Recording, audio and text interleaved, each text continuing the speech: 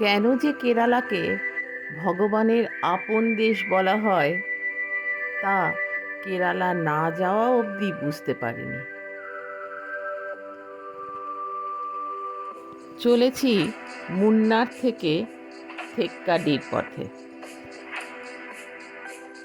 রাস্তার দুপাশে পান্না সবুজ রঙের চা বাগান পাহাড়ের গা দিয়ে ধাপে ধাপে নিচের দিকে নেমে চলেছে।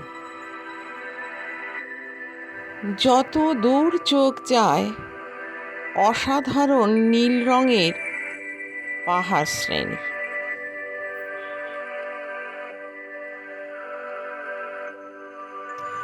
সবুজ আর নীলের এই অসাধারণ মেলবন্ধনের সাথে মাঝে মাঝে উকি দিচ্ছে সাদা মেঘ।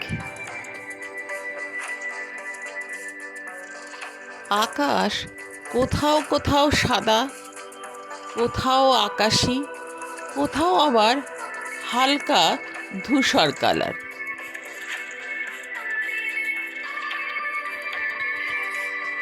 মুন্নার থেকে বেরিয়ে থেক্কাডি অবধি পুরো রাস্তা জুড়ে চোখে পড়বে এই সকল রঙের সমাহার।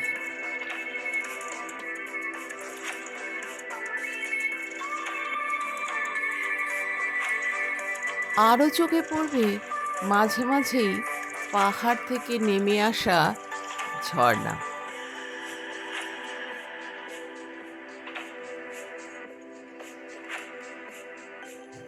কিছুতেই চোখ সরানো যাচ্ছিল না রাস্তা থেকে।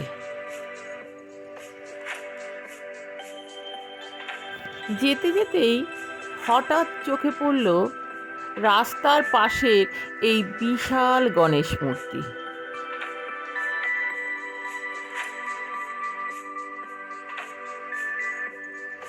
ঘন্টা তিনেকের এই বাস জার্নিতে এতটুকু অবসাদ মনে হয়নি কোথাও।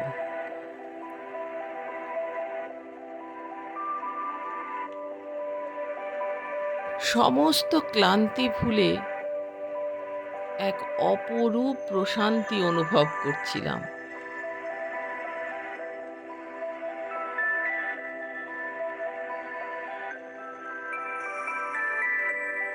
বারবার মনে হচ্ছিল চলতেই থাকুক এই রাস্তা, যেন শেষ না হয়।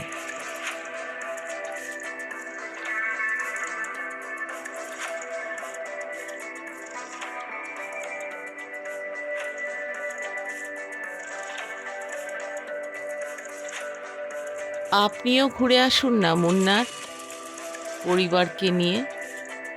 অদ্ভুত এক শান্তি পাবেন, কথা দিলাম। আর তার আগে দেখে নিন এই ভিডিও। ভালো লাগলে লাইক কমেন্ট শেয়ার করে দেবেন কিন্তু, অনুরোধ রইল।